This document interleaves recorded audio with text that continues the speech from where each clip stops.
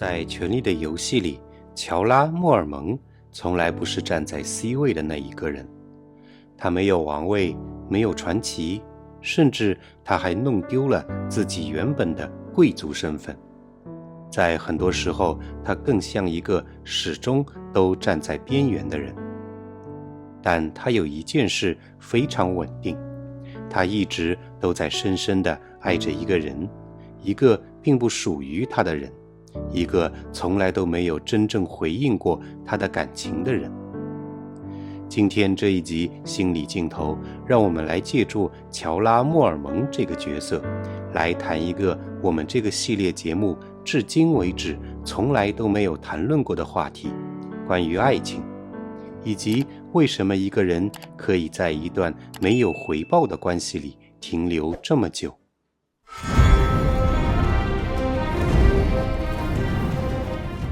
如果你也深受那些负面情绪的困扰，生活和工作陷入了一团糟，那就不妨来看一看我们新的在线心理课程已经上线，就在视频下方的描述栏和置顶评论中，现在加入还有早鸟优惠哦。话不多说，正片开始。乔拉·莫尔蒙来自北境的熊岛，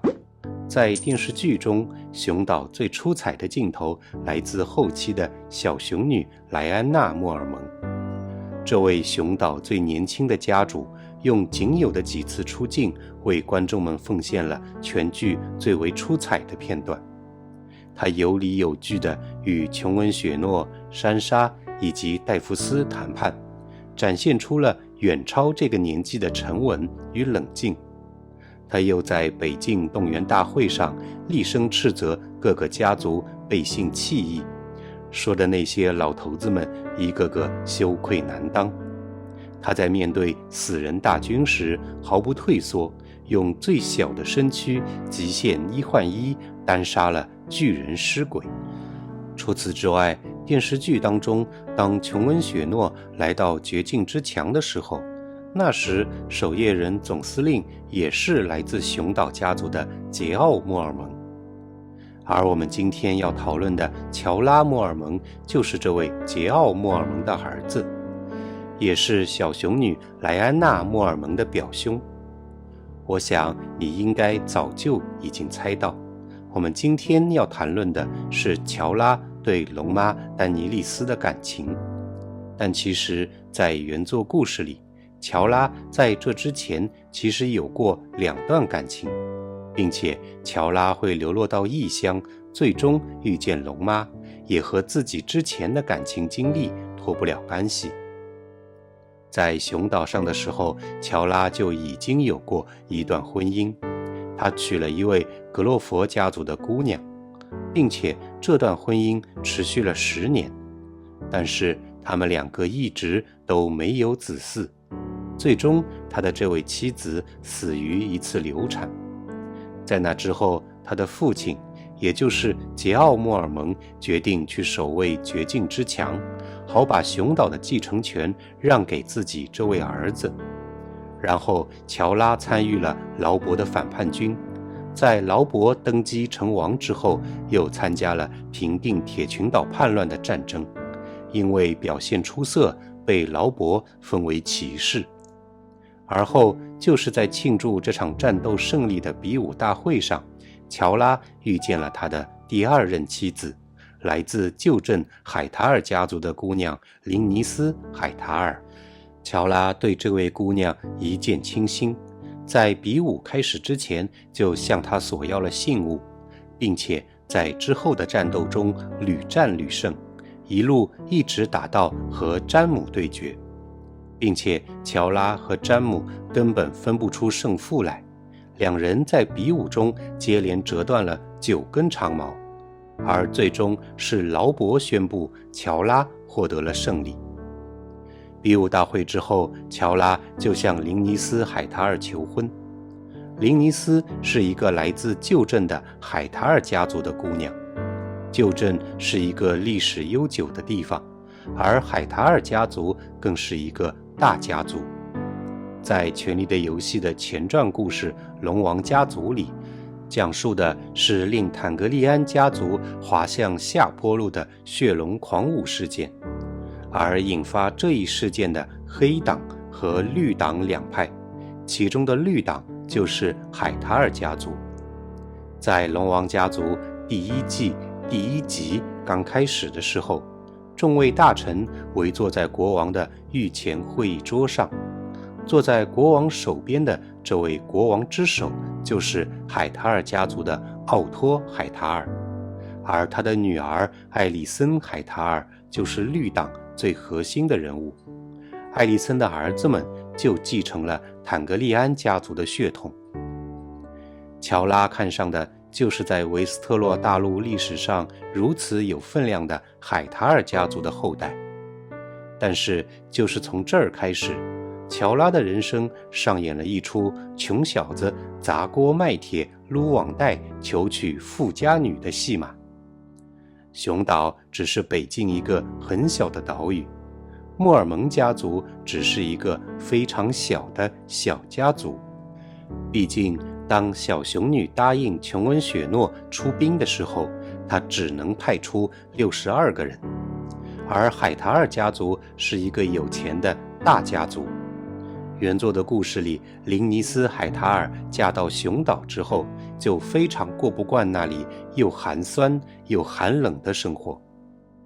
乔拉为了让妻子开心，就开始大手大脚地花钱购买他喜欢的奢侈品，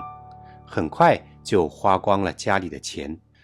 也正是因为如此，乔拉偷偷摸摸地干起了贩卖奴隶的营生，却也因此被艾德施塔克宣判了死刑。乔拉带着林尼斯从熊岛逃了出来，两人一路跑到了与维斯特洛隔海相望的厄斯索斯大陆，并且在那里，当乔拉卖掉了自己的船，花光了所有的积蓄之后，林尼斯就抛弃了他，跟着里斯的一位非常有钱的贸易商人跑了。说了这么多，看不出来这个颇具硬汉风格的大叔还是一个恋爱脑。遭受打击的乔拉就在厄斯索斯东游西荡地混迹了一段时间，甚至还和多斯拉克人学会了他们的语言，直到他遇到了丹尼利斯。最初的时候，乔拉还把丹尼利斯的行踪提供给瓦里斯，但很快他就停止了这么做，因为他爱上了丹尼利斯。而这一切就发生在巴利斯坦加入龙妈的队伍之前。在原作的故事里，乔拉曾经明确地向丹尼利斯表明过自己的倾慕之情，只是丹尼利斯也一直都拒绝着乔拉。原作故事里所描写的乔拉是一个中年壮汉，皮肤黝黑，毛发浓密，并且还有一点秃顶，也难怪丹尼利斯没有答应乔拉。在原作的故事里，丹尼就觉得乔拉长得并不怎么帅，但电视剧中的乔拉则是由帅气的苏格兰男演员伊恩·格雷饰演。我找点这个演员的照片给你们看一看。不得不说，除了帅气，还腔调十足。只不过在电视剧的剧情当中，并没有着重描写乔拉对丹尼利斯的感情。观众们所感受到的更多的是乔拉对丹尼的忠诚。只是在看剧的时候，或许你也会和我一样奇怪，乔拉对丹尼的这种忠诚看起来总是有一种超越了忠诚边界的感觉，但又让人说不上来到底是什么。但其实我们或许能够从乔拉的前2段感情经历中察觉到一点点蛛丝马迹。乔拉第1段婚姻是在父亲安排下完成的，我们已经很难确认乔拉对自己的第1任妻子究竟有多深的感情，但是十分肯定的是，他对第2任妻子来自海塔尔家族的林尼斯是一见钟情的。那是他自己挑中的姑娘，他为了能够讨她的欢心，不惜变卖家产，但却始终都得不到林尼斯的认可。乔拉是莫尔蒙家族的人，莫尔蒙家族的箴言是昂首屹立，这个家族的家风贫苦，但是强硬。这一点我们从小熊女的表现上就能看出来。但是林尼斯却喜欢的是温暖的南方，喜欢热闹、喧嚣、繁华，喜欢烛光宝气。我们有理由相信，他从根本上就不愿意接纳乔拉和他的家族。换句话说，乔拉在这段感情里没有能够得到自己所希望的那种情感依附。其实，直到他遇见龙妈丹尼之前，他都处于一种不被自己的妻子林尼斯接受，不被熊岛的家族接受，不被领主史塔克接受，也不被维斯特洛王国接受的状态。这也就能够解释为什么最初的时候他会接受来自君临城的许诺，帮助他们监视龙妈的动向。他希望能够借此得到君临城王室的赦免，好恢复自己的身份，返回维斯特洛。这样他就又有了一个能够被他人所认可的身份了。但是当他遇见龙妈之后，有些东西就悄悄地改变了。龙妈的最终目的虽然是回到君临城夺回铁王座，但是因为他没有足够的军事力量，所以最初他把自己包裹在解放奴隶的外壳之下。于是龙妈在厄斯索斯以一种近乎革命者的状态存在，他要颠覆已有的贵族，他要颠覆已有的王室。这就意味着他根本就无所谓乔拉是不是被维斯特洛的王室所排斥，不管现在坐在铁王座上的是谁，反正最终他是要推翻他的。所以乔拉在维斯特洛干过什么事情，有过哪些经历，对他来说根本就不重要。再进一步去看，我们刚才谈论过，乔拉曾经在比武大会上与詹姆打得不分胜负，可见乔拉的战斗实力还是数一数二的。我们不确定龙妈是否听闻过熊岛人的勇猛和刚硬，但至少我们能够肯定，在乔拉刚认识龙妈的那个时段，龙妈是非常缺少人手的。像乔拉这样实力强硬的人，对龙妈来说一定是需要的。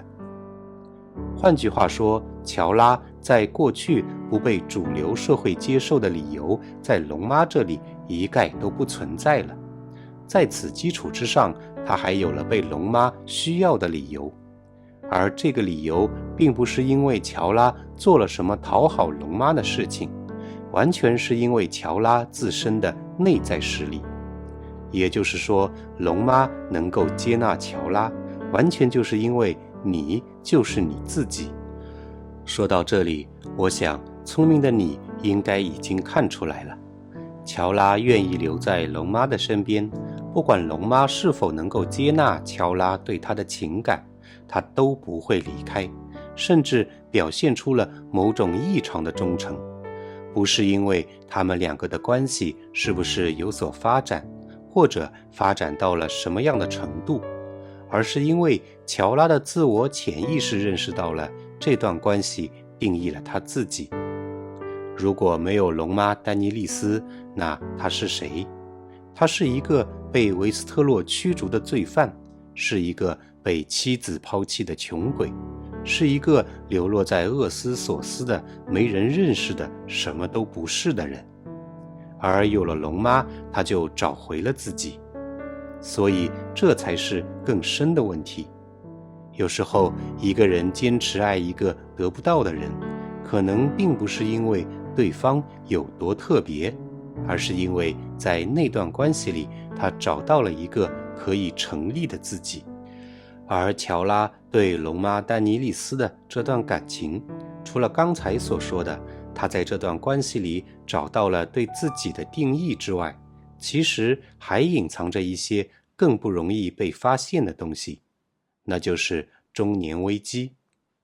在我们这个系列的视频里，我们很少涉及这方面的话题。唯一可能比较接近的角色就只有爱德慕图利。只是爱德慕刚刚30岁出头，既没有丢失自己原有的身份，也娶到了漂亮的妻子。但是乔拉则完全不同，他在人生40多岁的时候所面临的问题，比起爱德慕来，可能更加接近于现代社会里的中年人。如果我们把乔拉放回他的这个人生阶段，我们很容易就能发现一些非常契合现代社会的标签。他已经彻底不再是一个年轻人，他的生理年龄已经来到了40多岁，并且头发都开始秃了。他经历过完全失败的婚姻，当了舔狗却人财两空。他败完了家产，没了工作和收入，甚至社会身份也崩塌。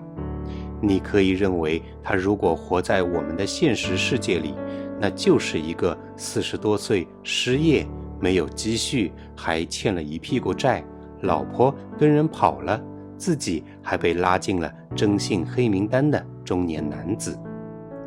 乔拉的人生可以说已经跌到了谷底，这已经完全不只是单纯的爱情的问题了。现代心理学中常说的中年危机，其实就是一个非常综合、各种因素缠绕在一起的复杂的问题。当一个人发现自己过去半辈子所建立起来的身份开始失效，整个世界开始崩塌，他就会产生深刻的自我怀疑：我到底是谁？我过去那些所有的经历难道都是错的吗？我还有价值吗？我的人生还能指向哪里？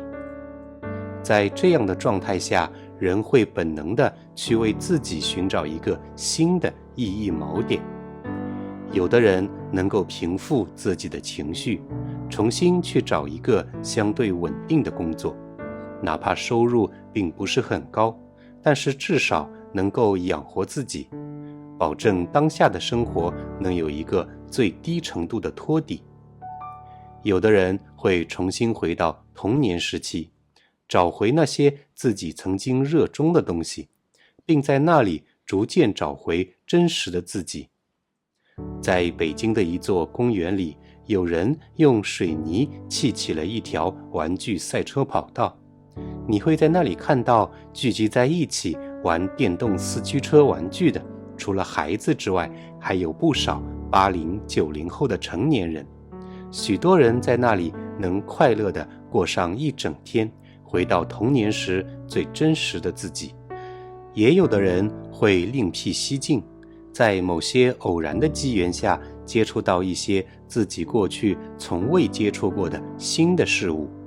他们有可能会在那个新领域里找寻能够安放自己的地方。我曾经接触过一些人到中年的男性，工作压力和生活压力巨大，偶然间接触到女装 cos， 由于自己并没有中年发福，身材也比较偏瘦，于是从此便一发不可收拾，慢慢发展到日常上班也会光明正大穿着女装去。最初的时候，只有那个圈子里的玩家认同他，慢慢的时间久了，周围的同事、朋友，甚至是家人，也逐渐能够接受那样的他。而还有的人可能一时半会儿找不到应对人生危机有效的办法，有些也会求助于心理师的帮助。而对乔拉来说，就在他人生落入到谷底、最走投无路的时候，他遇见了丹尼利斯。所以如果我们从更大的角度去看，就能够看到乔拉对丹尼利斯的感情已经不单纯只是爱情。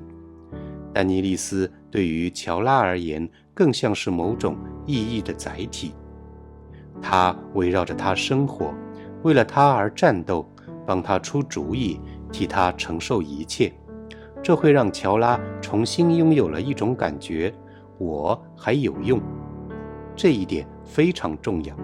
因为对一个经历过崩塌的人来说，能够被别人需要本身就是一种救赎。但这里有一个更微妙的问题，为什么乔拉在这整个过程中几乎不要求回应，哪怕是自己向丹尼表明了心意，而丹尼也明确地拒绝了他也没有离开丹尼。隐藏在这一切的背后，或许还有一种更深的信念，我不值得被真正选择。或许当一个人内心这样相信的时候，他就会下意识地在关系里选择一种比对方更低的位置。处在这个位置上的一方，甚至可以一直单方面的付出而不求回报。在与上一任妻子林尼斯·海塔尔相处的过程中，乔拉就一直在单方面的付出。其实从那次比武大会开始，乔拉就开启了自己的付出模式。在比武大会上，他付出汗水，甚至还冒着生命危险，只为博得美人一笑。而婚后，他的所有行为都展现出了这种单方面的付出意愿。但那个时候，乔拉的付出仍然还是有所图的。他希望妻子林尼斯能够开心，他希望妻子林尼斯能够打心底里接受这段婚姻，接受他这个来自北方偏僻穷酸的小岛上的男人。但是最后，林尼斯给予乔拉的回应却是不折不扣的当头一棒，他跟着有钱人跑了。这一幕其实像极了前些年发生在社会上的纯爱战士事件，大家也都在网络上热议。当处在一段亲密关系中的双方，其中一方热火朝天的不断付出，另一方却或明或暗地背叛他，这到底公平不公平？到底对付出的那一方来说有什么意义？甚至还影响到了不少年轻人的婚恋观。燕子，现在没有你们怎么活啊，燕子！乔拉在与林尼斯的这段关系里，实实在在地体会了一把被彻底拒绝的感受。这样一想，或许我们就能够理解他为什么会在与丹尼的相处过程中，既不求回报，也不会放弃丹尼。因为就算丹尼利斯明确地拒绝了乔拉的示爱，但至少乔拉可以往回退一步，作为一个事业上的帮手，守望在丹尼的身边。而这也解释了在电视剧中为什么丹尼赶走乔拉之后，乔拉就算是绑架了提利昂，也要回到龙妈身边的原因。因为这样他仍然有一个理由可以留在丹尼这里。这样一来，除了我们刚才所说的找回自己存在的意义之外，更重要的是他不会再一次面对被彻底抛弃的那种恐惧。但乔拉的故事并不只是停留在执念和守望这一步。通过故事后期的发展，他发生了一个非常重要的变化。渐渐的，他开始不再要求拥有丹尼利斯的爱。电视剧中，乔拉在带着提利昂返回寻找丹尼利斯的途中感染上了灰灵病。在病症仍然比较轻微的时候，他回到了丹尼身边，并且在阴生人伏击丹尼的阴谋中果断出手救下了丹尼，也由此他获得了丹尼的原谅。但他也被要求离开，去寻找治愈灰灵病的办法。丹尼利斯的这一决定可能会对乔拉后续的心理状态的变化产生非常重要的影响，因为这一次丹尼利斯并没有拒绝乔拉，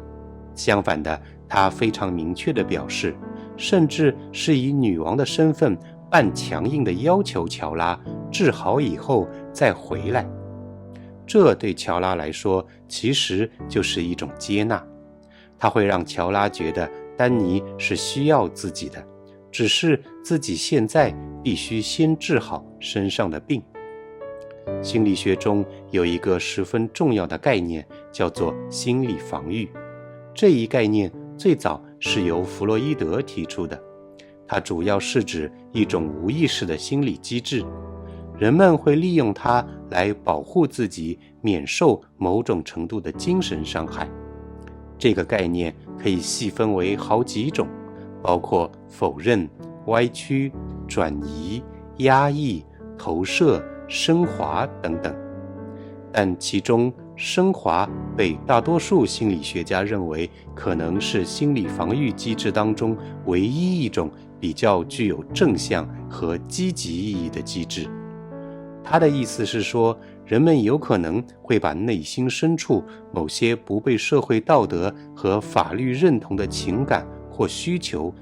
转变成能够被社会大众接受并认可的行为。通过这些行为，人们就能够释放内心深处积累的压力。举一个简单的例子，有一个小朋友上学的时候总是被别的孩子欺负，他非常生气，非常愤怒，但是他没有去恶意报复这些坏孩子们。相反，他立誓长大以后要当一个警察，保护弱小，并且也确实努力考上了警校。在这个过程当中，这个孩子把压抑在内心的那股冲动转变成了努力考取警校的动力，这就是非常典型的升华。回到故事当中，在乔拉的身上也发生了这种升华转变。在电视剧中，维斯特洛的人们普遍都相信灰灵病是无法治愈的，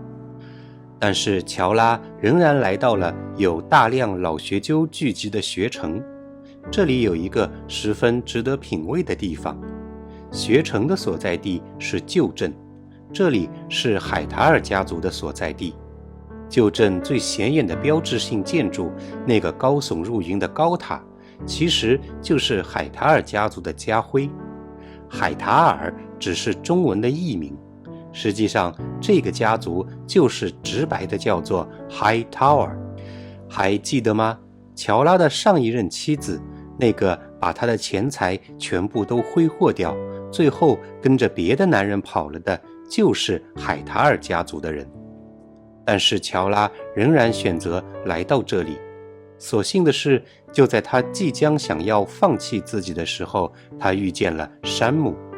最后一刻，他咬着牙，忍受着剧烈的疼痛，配合着山姆进行治疗。两个人心里都没底，大家都不知道这次治疗的结果会怎样，但最后他们还是咬牙坚持了下来。成功治愈的乔拉回到了丹尼的身边，甘愿为了他加入活捉尸鬼的队伍，并且在抵御夜王进攻的当晚，也是乔拉率领着多斯拉克骑兵率先向死人大军发起第一波冲锋。骑兵军团全军覆灭之后，乔拉仍然作为女王的贴身护卫奋力战斗，直到最后为了保护丹尼而战死，倒在了丹尼利斯的怀里。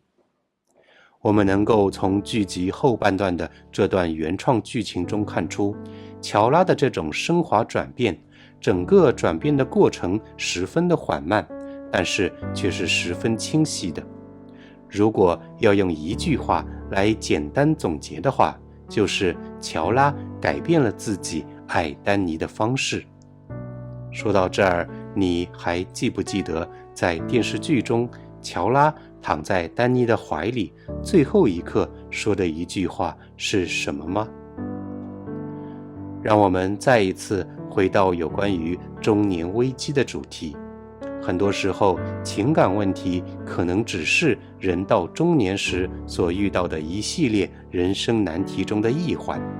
而面对整个中年危机，乔拉其实提供了一种很少被人认真讨论过的解决路径。他没有重新成为权力的中心，他也没有获得世俗意义上的功成名就，但他找到了一个适合的位置，那是一个他愿意承担的角色。那个角色是一个愿意以某种形式需要他的地方。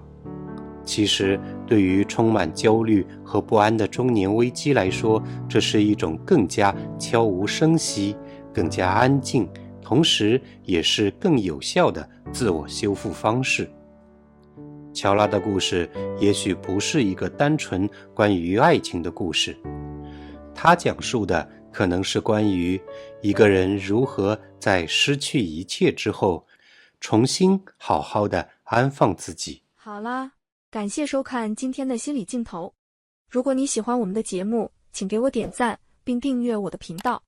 如果你也有什么想要说的，我会很欢迎你在视频下方的评论区里留下你的看法或意见。如果今天的内容也让你想起了你身边的某个人，那就请你把这集视频转发给那个人，让更多人能够参与到我们的讨论中来。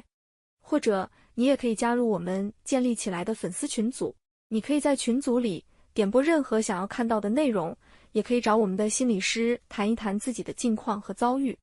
谢谢你的支持，让我们下次再见。 I have trained my men, women, and children. I have fought before. I can fight again. Listen to me. You're the future of our I house. don't need you to remind me of that. You'll be safer in the crypt. These things we're fighting. I will not hide underground. I pledge to fight for the North, and I will fight.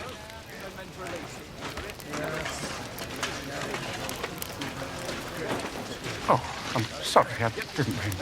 It's all right. We're done here.